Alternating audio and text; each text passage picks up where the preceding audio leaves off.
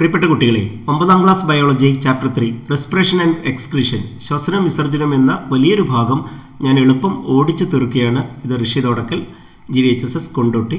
കഴിഞ്ഞ ക്ലാസ്സിൽ നമ്മൾ അവസാനിപ്പിച്ചത് കാർബൺ ഡൈ ഓക്സൈഡ് എന്തിനാണ് രക്തത്തിൽ കുറച്ച് റിട്ടേൺ ചെയ്ത് നിലനിർത്തുന്നത് എന്ന് ചോദിച്ചാണ്. അതിൻ്റെ ഉത്തരവും നമ്മൾ പറഞ്ഞു, യൂറിയ നിർമ്മാണത്തിനാണ്.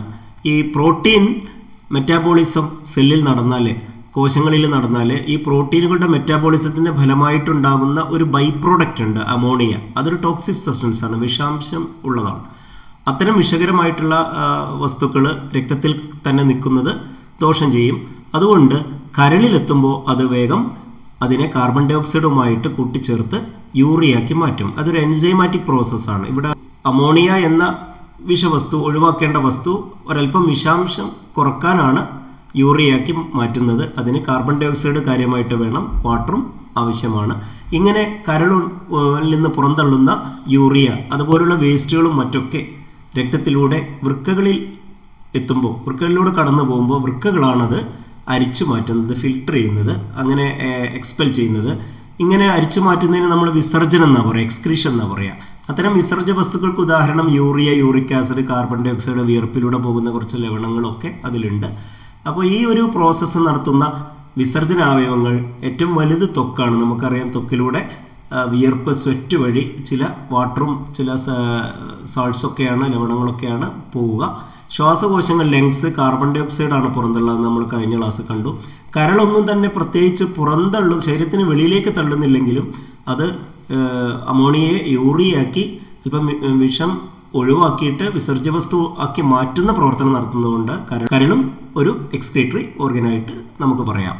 ഇവിടെ വൃക്കകളാണ് പ്രധാനമായിട്ടും ഇങ്ങനെ യൂറിയയും യൂറിക് ആസിഡും അതുപോലുള്ള കുറേ ലവണങ്ങളൊക്കെ പുറന്തള്ളുന്നത്. അതുകൊണ്ട് നമുക്ക് ഈ അധ്യായത്തിൽ വൃക്കകളെക്കുറിച്ചാണ് കാര്യമായിട്ട് പഠിക്കാനുള്ളത്. അതിൻ്റെ പൊസിഷൻ നോക്കുക. നമ്മുടെ ഉദരാശയത്തിൽ, അബ്ഡോമിനൽ ക്യാവിറ്റിയിൽ, നമ്മുടെ വെർട്ടിബ്രൽ കോളത്തിൻ്റെ നട്ടലിൻ്റെ രണ്ട് വശങ്ങളിലുമായിട്ട് ലോവർ റിബ്സിനോട് ചേർന്ന്, അടിയിലുള്ള വാരിയലുകളോട് ചേർന്നാണ് പയറുവിത്താകൃതിയിൽ ഇത് ബിൻ ഷേപ്പിൽ വൃക്കകൾ കാണുന്നത്. ഇവിടെ ഞാൻ RK-LK എന്ന് എഴുതിയിട്ടുണ്ട്. റൈറ്റ് കിഡ്നി, ലെഫ്റ്റ് കിഡ്നി എന്നറിയാണ്. ലെഫ്റ്റ് കിഡ്നി ഒരല്പം ഉയർന്ന് സ്ഥിതി ചെയ്യുന്നു. കിഡ്നിയുടെ മുകൾ ഭാഗത്ത് ചെറിയൊരു ഗ്ലാൻഡ് ഉണ്ട്, രണ്ട് വൃക്കകൾ. അതിലേക്ക് രക്തം കൊണ്ടുവരുന്നത് ഡിസെൻഡിങ് അയോർട്ടയുടെ, അതായത് മഹാധമനിയുടെ, നമ്മുടെ അയോർട്ടയുടെ താഴോട്ടുള്ള, ഹൃദയത്തിന് താഴോട്ടുള്ള ആ ഒരു ഭാഗം, അതിൽ നിന്ന് വൃക്കകളിലേക്ക് രക്തം എത്തിക്കുന്നു. അതാണ് നമുക്ക് റീനൽ ആർട്ടറി എന്ന് പറയാം. റീനൽ എന്ന് വെച്ചാൽ വൃക്ക എന്നർത്ഥം. തിരിച്ച് അതുപോലെ വേസ്റ്റൊക്കെ, യൂറിയൊക്കെ ഫിൽട്രേഷനൊക്കെ നടത്തിയിട്ട് മൂത്രത്തിലൂടെ വേസ്റ്റൊക്കെ പുറന്തള്ളപ്പെട്ട് കഴിഞ്ഞാലുള്ള ബാക്കി വേസ്റ്റുമായിട്ടൊക്കെ തിരികെ രക്തം പോകുന്നത് വൃക്കയിൽ നിന്ന് വൃക്കാസിര അല്ലെങ്കിൽ റീനൽ വെയിൻ വഴിയാണ്. ഇനി വൃക്കയും മറ്റ് ഭാഗങ്ങളും നോക്കുകയാണെങ്കിൽ, വൃക്കയുടെ കൂടെ വൃക്കയിൽ നിന്ന് മൂത്രം പുറത്തു വരുന്ന ഒരു മൂത്രവാഹി അല്ലെങ്കിൽ യൂറിറ്റർ അവിടെയുണ്ട്. അത് നമ്മുടെ മൂത്രാശയം അല്ലെങ്കിൽ മൂത്രസഞ്ചി എന്ന് പറയും, യൂറിനറി ബ്ലാഡർ. അതിലേക്ക് എത്തുന്നു. അവിടെ നിന്ന് മൂത്രം ആവശ്യാനുസരണം പുറത്തു പോകാനായിട്ട് യൂറിത്ര അല്ലെങ്കിൽ മൂത്രനാളിയുണ്ട്. നമുക്കിതിൻ്റെ ആ ഉൾഭാഗം നോക്കുകയാണെങ്കിൽ, ഈ ഒരു വൃക്കാധമനിയിലൂടെ റീനൽ ആർട്ടറിയിൽ വന്ന് നിൽക്കുന്നത്, അതിൻ്റെ ആ ഒരു രക്തക്കുഴലുള്ള ചുവന്ന് നോക്കുക. അത് ഒരുപാട് ബ്രാഞ്ചുകളായിട്ട്, ഇവിടെ കാണിച്ച പോലെയല്ല, അതിനേക്കാൾ കൂടുതൽ ബ്രാഞ്ച്, സബ് ബ്രാഞ്ചൊക്കെ ആയിട്ട്, അത് ഏറ്റവും കൂടുതൽ, അതൊരു ലക്ഷക്കണക്കിന് ഇവിടേക്ക് സബ് ബ്രാഞ്ചായിട്ട് എത്തുന്നുണ്ട്. ഈ ഏരിയയിലാണ് ഫിൽട്രേഷൻ നടക്കുക. ഇവിടെ അതിനെ സഹായിക്കുന്ന നെഫ്രോണുകൾ ധാരാളമുണ്ട്. അതിൻ്റെ കിഡ്നിയുടെ ബേസിക് യൂണിറ്റ്സ് ആണ്, അത് ഫങ്ഷൻ യൂണിറ്റ്സ് ആണ്, ധർമ്മപരമായ യൂണിറ്റുകളാണ്. മൂത്രം യഥാർത്ഥത്തിൽ അരിച്ചു മാറ്റുന്ന, രക്തത്തിൽ നിന്നും അരിച്ചു മാറ്റുന്ന ആ ചെറിയ കുഴലുകൾ, വളരെ മൈക്രോസ്കോപ്പിക് ആയിട്ടുള്ള കുഴലുകൾ, ഒരെണ്ണം ഇവിടെ മഞ്ഞ നിറത്തിൽ, ഇത് 1-2 എണ്ണമൊക്കെ ഇവിടെ കാണുന്നുണ്ട്. അത് അങ്ങനെ കാണില്ല കേട്ടോ, ഈ രൂപത്തിൽ കാണില്ല, അത്രയും ചെറുതാണ്. ഈ ഭാഗം കോർട്ടക്സ് എന്നും, അതിൽ നിന്ന് തുടർച്ചയായിട്ട് വരുന്ന ഈ ഇതുപോലെ തടിച്ച ഭാഗങ്ങൾ, അതിൽ കുറേ ചെറിയ കുഴലുകളെ പോലെ കാണുന്ന ഈ ഭാഗങ്ങൾ മെഡുല്ല എന്നും പറയും. അതിൻ്റെ കൂർത്ത ഈ ഭാഗം ഒരു പിരമിഡ് പോലെ തോന്നില്ലേ, ഇതിങ്ങനെയുള്ള, അതൊരു കുഴലിലേക്ക് വരുന്ന പോലെ തോന്നുന്നു. പിരമിഡുകളിൽ നിന്ന് പെൽവിസിലേക്ക് തുറക്കുന്ന, പെൽവിസിൻ്റെ ഭാഗങ്ങൾ തന്നെയാണ്, ശാഖകൾ തന്നെയാണ്. പെൽവിസിൽ നിന്നുമാണ് ഇങ്ങനെ യൂറിറ്റർ, മൂത്രവാഹി എത്തുന്നത്. കുറച്ചുകൂടി നല്ല ചിത്രം ഇവിടെ കാണാം. ഇവിടെ മെഡുല്ല, ഇത്രയും ഭാഗങ്ങളൊക്കെ മെഡുല്ല, ഏറ്റവും പുറമെ കോർട്ടക്സ്, അത് ഇരുണ്ട ചുവപ്പ് നിറത്തിൽ, രക്തക്കുഴലുകളൊക്കെ ഉള്ളതുകൊണ്ട്, രക്തക്കുഴലുകൾ കൂടുതലായതുകൊണ്ട് നല്ല ചുവപ്പ് നിറത്തിൽ കാണുന്നു. ഇതൊരല്പം ഇളം നിറത്തിലാണ് മെഡുല്ല കാണുക. മെഡുല്ലയിൽ നിന്നൊക്കെ ഊറി വരുന്ന മൂത്രത്തുള്ളികൾ ഇവിടേക്കാണ് ഇറങ്ങുക, ഈ പെൽവിസിലേക്ക്. പെൽവിസിൽ നിന്ന് ഇങ്ങനെ മൂത്രവാഹി ഈ രൂപത്തിലാണ് പോകുന്നത്. ഞാൻ നേരത്തെ പറഞ്ഞു, ഈ ഭാഗത്ത് നമുക്ക് സാധാരണഗതിയിൽ കാണാൻ കഴിയാത്ത രീതിയിൽ അത്രയും സൂക്ഷ്മമായ നെഫ്രോണുകളുണ്ട്. ഇതാണ് ഒരു നെഫ്രോൺ. ഇതാണെങ്കിൽ അത് നീണ്ട ഒരു മുട്ടുപോലെയുള്ള അറ്റം, കപ്പ് ഷേപ്പ്ഡ് എൻഡ് അവിടെ ഉണ്ട്.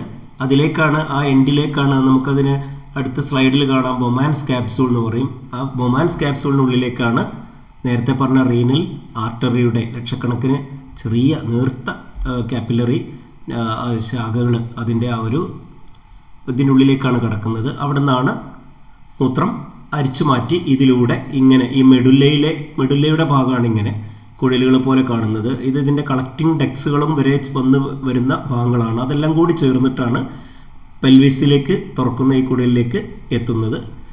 അപ്പോൾ നമുക്ക് നെഫ്രോണുകൾ, അവരാണ് ശരിക്കും സൂക്ഷ്മ അരിപ്പകൾ എന്നാണ് പറയുക, അൾട്രാ ഫിൽറ്റേഴ്സ്. അവർ ധർമ്മപരമായ യൂണിറ്റ് ആണെന്ന് പറഞ്ഞു. ഇവിടെ ഞാൻ കൊടുത്തിട്ടുണ്ട് 1 മില്യൺ നെഫ്രോൺ ഒരു കിഡ്നിയിൽ.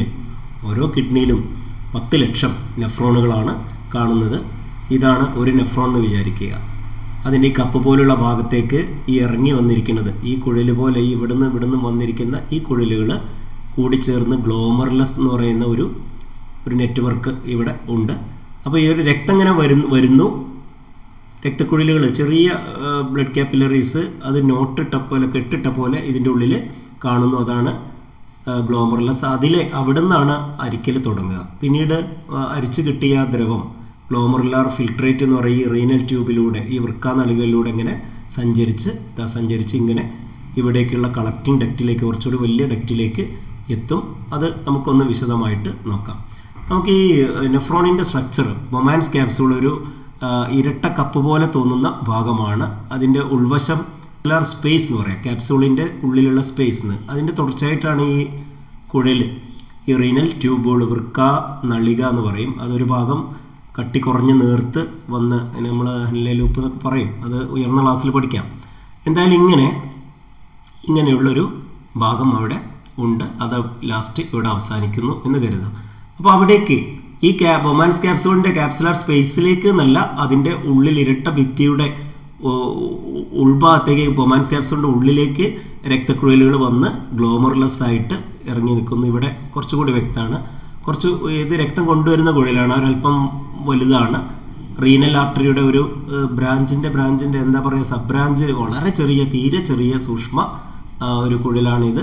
അത് അഫറൻറ്റ് വെസൽ എന്നാണെങ്കിൽ ഇതിലേക്ക് കടക്കുന്ന കുഴലിന് പറയുക. അതിവിടെ ഗ്ലോമർലെസ് ആയിട്ട് പിരിഞ്ഞിരിക്കുന്നു. എന്നിട്ട് തിരിച്ച് നീല പോലെ കാണിച്ചിരിക്കുന്നതിൻ്റെ തുടർച്ചയാണ്. ഈ കളറൊക്കെ ഇങ്ങനെ ഉണ്ടാവില്ല, അത് ചെറുതായിരുന്നു ഇഫറൻറ്റ് വെസൽ.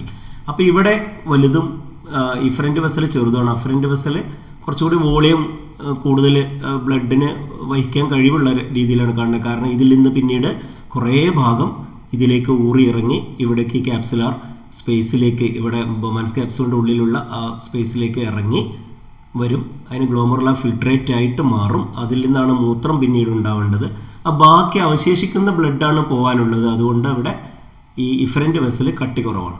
അപ്പോൾ ഇഫറൻറ്റ് വെസൽ അഫറൻറ്റ് വെസലിൻ്റെ ഈ ഒരു വ്യത്യാസം, ഈ ഒരു എന്താ പറയുക, വലിപ്പത്തിലുള്ള വ്യത്യാസം ഒരു പ്രഷർ സസ്റ്റെയിൻ ചെയ്യാൻ, നിലനിർത്താൻ ഇവിടെ സഹായിക്കുന്നു. അത് ഈ ഫിൽട്രേഷന് സഹായിക്കുന്നുണ്ട്. അഫറൻറ്റ് വെസൽ അത് ബ്ലഡുമായിട്ട് വരുന്നു ഗ്ലോമർലെസ്സിൽ, അവിടുന്ന് അത് ഊറി ഇങ്ങോട്ട് പോകുന്നു. ഇതിനെ നമുക്ക് അൾട്രാ ഫിൽട്രേഷൻ എന്ന് വേണമെങ്കിൽ പറയാം. ഇതാണ് ഫിൽട്ടർ ചെയ്യപ്പെടുന്നത്. 2 ഭിത്തികളിലൂടെയാണ് ഇത് ഊർന്നിറങ്ങുന്നത്. ഒന്ന് ഈ ബ്ലഡ് വെസലിൻ്റെ നേർത്ത ആ ഒരു ഭിത്തി, ആ ഒരു വോള്, അതുപോലെ ഈ ബൊമാൻസ് ക്യാപ്സൂളിൻ്റെ ആ ഒരു ഇന്നർ വോൾ ഉണ്ടാവില്ല, അതൊക്കെ കടന്നിട്ടാണ് വരുന്നത്. അതുകൊണ്ട് അൾട്രാ ഫിൽട്രേഷനാണ്. അങ്ങനെ ഫിൽട്ടർ ചെയ്ത് കഴിഞ്ഞാൽ ഈ ചിത്രം നോക്കുക, ഇങ്ങനെ ഈ റീനൽ ട്യൂബുകളിലൂടെ വന്ന് ഇത് കളക്റ്റിംഗ് ഡക്റ്റാണ്, അത് അതിലേക്ക് ചേരുന്നു. വേറൊന്ന് ഇവിടെ നിന്ന് വരാം, അടുത്ത് ഇവിടെ നിന്ന് വരാം, അങ്ങനെ കുറേ നെഫ്രോണുകൾ ശേഖരണനാളിലേക്ക് വരാം. ഇവിടെ മറ്റൊരു കാര്യം ശ്രദ്ധിക്കേണ്ടത്, ഇഫറൻറ്റ് വെസലിൻ്റെ തുടർച്ചയായിട്ട് ഇതിനെ തന്നെ ചുറ്റിപ്പടഞ്ഞ് കിടക്കുന്നു. ഇഫറൻറ്റ് വെസൽ, ഈ ചുവന്ന് കാണുന്ന ഇഫറൻറ്റ് വെസൽ അത് പിന്നീട് നീല നിറത്തിലാക്കി കാണിച്ചിരിക്കുന്നത് എന്താണെന്ന് വെച്ചാൽ, ഇതിനെ ചുറ്റിപ്പടഞ്ഞ് റീനൽ ട്യൂബുകളിലേക്ക് ചുറ്റിപ്പടഞ്ഞ് പിന്നീടാണത് ഒരു വെയിനായിട്ട് മാറുന്നത്.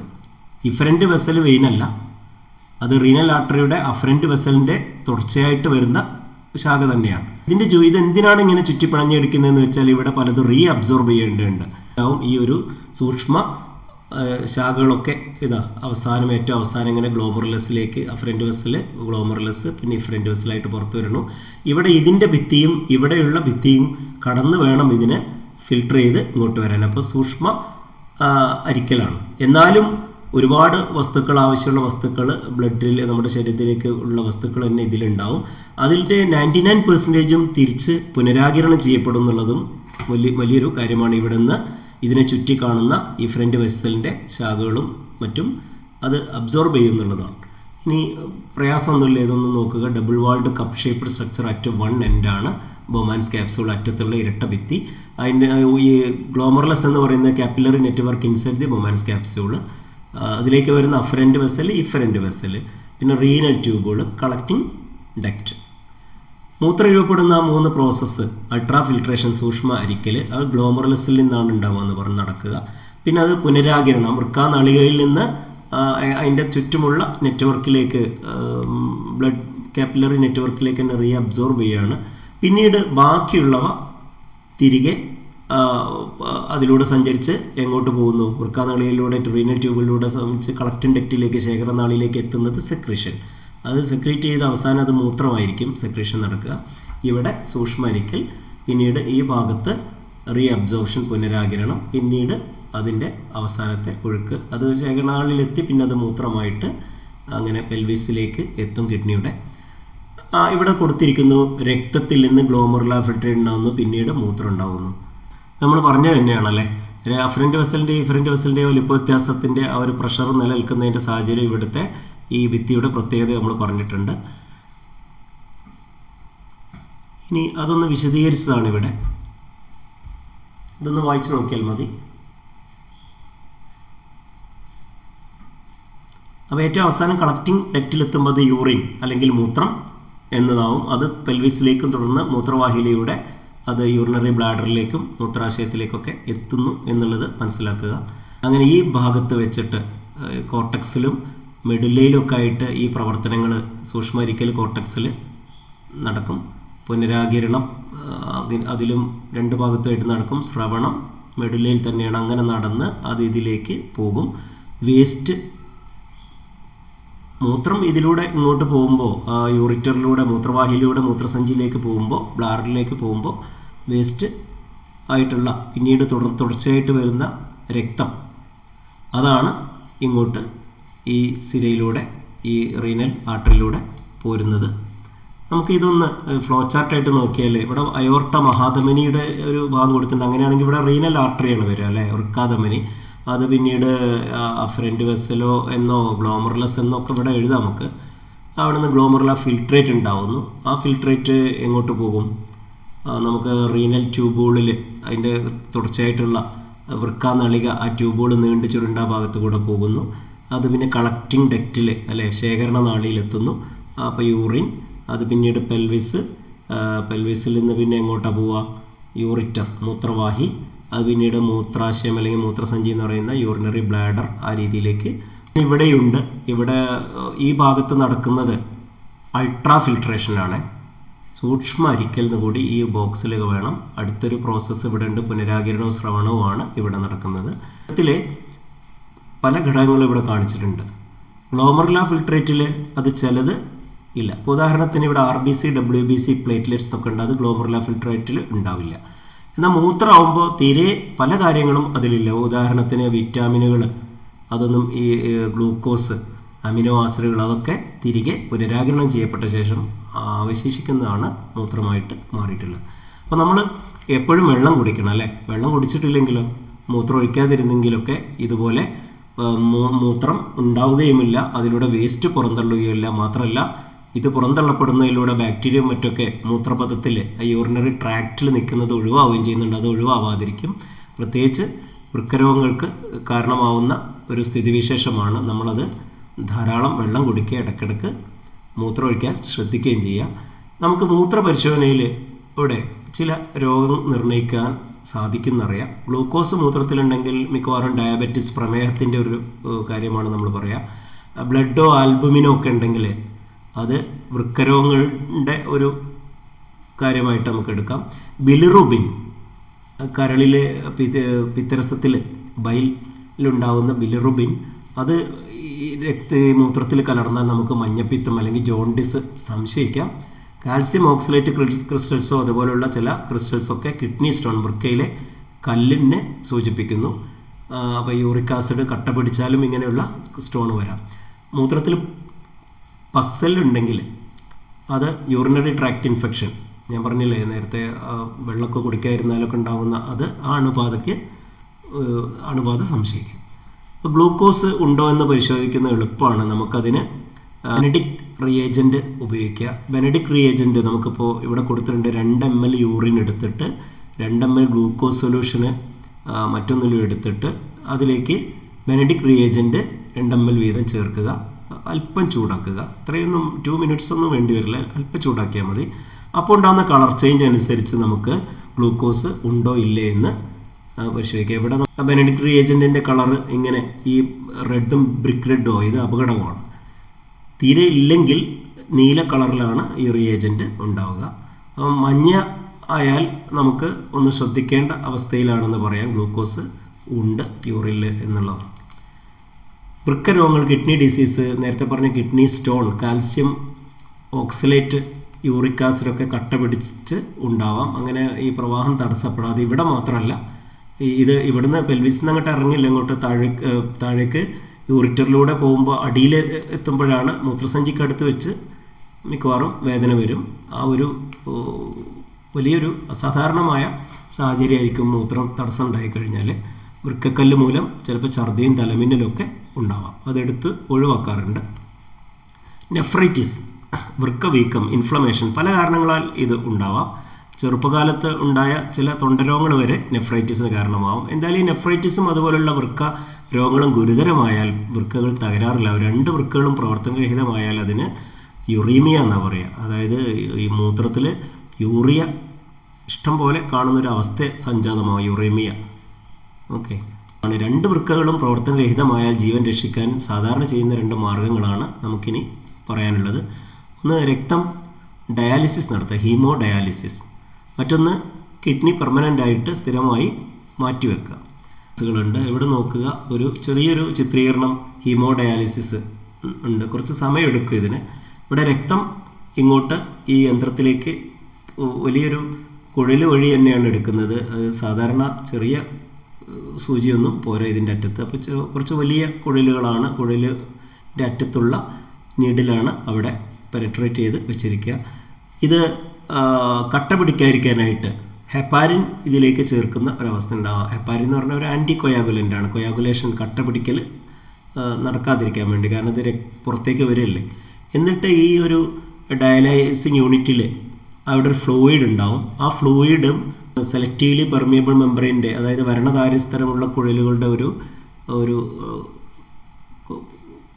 അതിലൂടെയാണ് രക്തം കടന്നു പോവുക. ആ കുഴലുകൾ വൈബ്രേറ്റ് ചെയ്യുമ്പോൾ അല്ലെങ്കിൽ അത് അല്പം ഇളകുമ്പോൾ അതിൻ്റെ സൂക്ഷ്മ സുഷിരങ്ങളിലൂടെ കുറച്ച് വേസ്റ്റ് ഈ ഡയാലൈസിങ് ഫ്ലൂയിഡിലേക്ക് വ്യാപിക്കുകയാണ് ചെയ്യുക. അത് പിന്നീട് തിരിച്ച് ഇങ്ങോട്ട് അങ്ങനെ വേസ്റ്റ് കളഞ്ഞത് ഇവിടേക്ക് തന്നെ വരും. അത് തുടർച്ചയായിട്ട് അങ്ങനെ കുറേ സമയം ആവർത്തിച്ചു കൊണ്ടിരിക്കും. എന്തായാലും ഇടയ്ക്കിടയ്ക്ക് ഇത് ചെയ്യേണ്ടി വരും, പണച്ചെലവുള്ള കാര്യമാണ്. ഇവിടെ ആ പ്രോസസ്സ് കൊടുത്തിട്ടുണ്ട്. ഹെപ്പാരിൻ ചേർക്കുന്നു, പിന്നെ ആ കുടിയിലൂടെ സഞ്ചരിക്കുമ്പോൾ അല്ലേ, ട്യൂബ്, സെലക്റ്റീവ്ലി പെർമിയബിൾ മെമ്പറിൻ കൊണ്ടുള്ളൊരു ട്യൂബിലൂടെ സഞ്ചരിക്കുമ്പോൾ ഡിഫ്യൂഷൻ നടക്കുന്നു. പിന്നീട് ശുദ്ധീകരിക്കപ്പെട്ട രക്തം ആൻറ്റി ഹെപ്പാരിൻ ചേർത്താൽ ഈ ഹെപ്പാരിനെ ഒഴിവാക്കാനുള്ളതാണ്. അല്ലെങ്കിൽ കിഡ്നി ട്രാൻസ്പ്ലാന്റ് ചെയ്യുക എന്ന് പറഞ്ഞാൽ കിഡ്നി 2 വൃക്കകളും പ്രവർത്തനരഹിതമാകുമ്പോഴാണല്ലോ ഇത് മാറ്റിവെക്കുക. അപ്പോൾ ആ കേടുവന്ന കിഡ്നികളുടെ അടുത്ത് അത് ഒഴിവാക്കിയിട്ട് അവിടെയല്ല വെക്കുന്നത് എന്നുകൂടി ഓർക്കുക. അത് കുറച്ച് താഴെ മൂത്രാശയത്തിനോട് ചേർത്താണ് ഡോണറുടെ കിഡ്നി ഇവിടേക്ക് സ്വീകർത്താവിലേക്ക് മാറ്റിവെക്കുന്നത് എന്ന് നോക്കുക. ഇതും ചിലവേറിയ സംഗതിയാണ്. ശരിക്കും ആരോഗ്യമുള്ള ഒരാളിൽ നിന്നോ അല്ലെങ്കിൽ ഒരാൾ മരണപ്പെട്ടോ മറ്റോ 6 മണിക്കൂറിൻ്റെ ഉള്ളിലോ ഒക്കെ എടുത്ത ഒരു വൃക്ക ആണ് വെച്ചുപിടിപ്പിക്കേണ്ടത്. അത് ടച്ച് ചെയ്തിരിക്കണം. അങ്ങനെ ക്രോസ് മാച്ചിങ് നടത്തി അനുയോജ്യമാണെങ്കിൽ മാത്രമാണ് അയാൾക്ക് വെച്ചുപിടിപ്പിക്കുക. പിന്നെ ഇത്തരം ശസ്ത്രക്രിയ നടത്തുമ്പോൾ ഈ വൃക്ക മറ്റൊരാളുടേതാണല്ലോ. ഒരേ ഗ്രൂപ്പാണെങ്കിലും മറ്റൊക്കെ മാച്ച് ചെയ്യുന്നുണ്ടെങ്കിലും മറ്റൊരാളുടെ സെല്ലാണ്. അതിനെ തിരസ്കരിക്കാനുള്ള സാധ്യതയുണ്ട്. അപ്പോൾ നമ്മുടെ ആ ബോഡി ഇമ്മ്യൂണിറ്റി സപ്രസ് ചെയ്യും തൽക്കാലത്തേക്ക്. അതിനുള്ള മരുന്ന് കുറച്ചു കാലം കഴിക്കുകയൊക്കെ ചെയ്യും. ഇനി മറ്റു ചില ജീവികളിലെ ഒരു വിസർജന സംവിധാനം എക്സ്ക്രീഷൻ എങ്ങനെയാണെന്ന് നോക്കാം. അപ്പോൾ അമീബ പോലുള്ള ജലജീവിയിൽ അമോണിയാണ്. അത് പെട്ടെന്ന് ഡിഫ്യൂസ് ചെയ്യും വെള്ളത്തിലേക്ക് തന്നെ. എന്തായാലും അതിൽ സങ്കോച ഫേനം കോൺട്രാക്റ്റൽ വാക്യൂള് ആണ് സംവിധാനമായിട്ട് അത് അമോണിയയെ ഒഴിവാക്കാനുള്ള സംവിധാനമായിട്ടുള്ളത്. എർത്ത് വേമിൽ മണ്ണിരയിൽ അമോണിയ യൂറിയ ആണ് എക്സ്ക്രീറ്ററി പ്രോഡക്റ്റ് വിസർജ്യ വസ്തു പുറന്തള്ളാനുള്ളത്. അതിനവയിൽ നെഫ്രിഡിയ എന്ന ചെറു കുഴലുകൾ ഉണ്ട്. ഷഡ്പദങ്ങളിൽ ഇൻസെക്റ്റിൽ യൂറിക് ആസിഡാണ് ഉണ്ടാവുക. അവരുടെ ആ ഓപ്പൺ ബ്ലഡിൽ നിന്ന് ആ തുറന്ന രക്തം പോലെയുള്ള അവയിൽ നിന്ന് അവയിലേക്ക് ഇറങ്ങി നിൽക്കുന്ന മാൽപീജിയൻ നളികളുണ്ട്, മാൽപീജിയൻ ട്യൂബുകൾ. അതിൽ നിന്ന് ആ മാൽപീജിയൻ ട്യൂബുകൾ വലിച്ചെടുത്ത് അവരുടെ കുടലുകൾ പോലെയുള്ള സംവിധാനങ്ങൾ അതിലേക്ക് വന്ന് വേസ്റ്റിൻ്റെ ഒപ്പം പുറത്തു പോകും. മത്സ്യങ്ങളിലും തവള പോലുള്ളവയിൽ, അതുപോലെ റെപ്റ്റൈൽ, പക്ഷികൾ, ഇവരിലൊക്കെ, അതായത് മറ്റുയർന്ന ജന്തുക്കളിൽ അധികവും വൃക്കകളാണ് വിസർജന സംവിധാനമായിട്ടുള്ളത്. പക്ഷെ മത്സ്യങ്ങൾ ജലജന്തുക്കളായ ജലത്തിൽ ജീവിക്കുന്നവയായതുകൊണ്ട് അമോണിയയാണ് അവ അതിലുണ്ടാകുന്ന വിഷവസ്തു അല്ലെങ്കിൽ വിസർജ്യ വസ്തു എന്ന് വേണമെങ്കിൽ പറയാം, വേസ്റ്റ്. തവളയിലെ യൂറിയ, ഉരങ്ങളിലും പക്ഷികളിലും യൂറിക് ആസിഡ്, നമ്മളിൽ കാര്യമായിട്ട് യൂറിയ, പിന്നെ ഒരല്പം യൂറിക് ആസിഡുണ്ട്. ഈ രൂപത്തിലാണ് വിസർജനം. സസ്യങ്ങളിലാവട്ടെ ഇത് പുറന്തള്ളാനായിട്ട് സ്റ്റൊമാറ്റ ഉണ്ട്. നമ്മൾ പറയാം കാർബൺ ഡൈ ഓക്സൈഡ് പോലുള്ളവ പുറന്തള്ളുന്നുണ്ട്. ലെൻറ്റിസെൽ എന്ന് പറയുന്ന സുഷിരങ്ങളുണ്ട്. അത് നമ്മൾ കഴിഞ്ഞ ക്ലാസ്സിൽ കണ്ടത് തന്നെയാണ് ലെൻറ്റിസെൽ. ഹൈഡത്തോഡ്സ്, അതായത് ഇലകളുടെയൊക്കെ വക്കിൽ, ലീഫ് ബ്ലേഡിൽ, മാർജിനിൽ ഉണ്ടാകുന്ന സംവിധാനങ്ങളാണ്. പുൽവർഗത്തിൽപ്പെട്ട ചെടികളിൽ കാര്യമായിട്ട് കാണും. അവയിൽ നിന്ന് വെള്ളത്തുള്ളികൾ പോലെ അത് പുറത്ത് പോകും. അതുപോലെ ബാർക്ക്, പുറന്തൊലി വഴി അങ്ങനെ പുറന്തൊലി പൊഴിഞ്ഞ് അങ്ങനെ വേസ്റ്റ് പോകുന്നുണ്ട്.